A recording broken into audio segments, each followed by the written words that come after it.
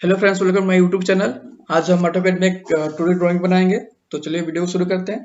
हम लोग यहाँ पे 2014 का मेरे पास AutoCAD है।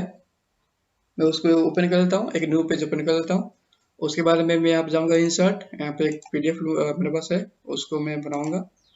तो सबसे पहले हम लोग PDF को यहाँ पे इंसर्ट कर लेते हैं। और आज हम लोग ड्राइंग नंबर बनाएंगे 14।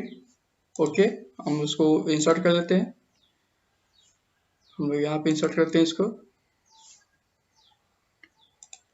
ओके, तो देखिए कैसा बना हुआ है। यहाँ पे डायमीटर 20 का एक सर्कल है और ये 6 होल दिया है डायमीटर 6 का। और यहाँ पे कुछ यहाँ पे फिलेट है और यहाँ पे रेडियस है। तो आज इसको बनाएंगे हम लोग।